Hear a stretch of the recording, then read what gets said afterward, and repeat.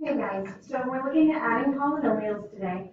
So when you're adding polynomials, it's very similar to combining like terms. You're adding the ones that are alike together. Usually what I do is I'll take the second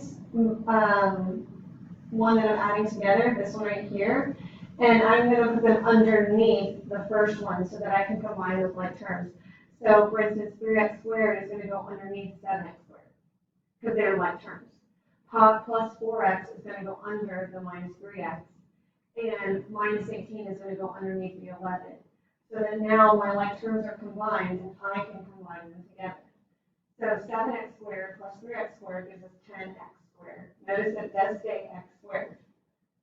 Negative 3x plus 4x is a positive 1x. And 11 plus negative 18 is negative 7. And there's our final answer. We know we're done when we have one of each kind of term.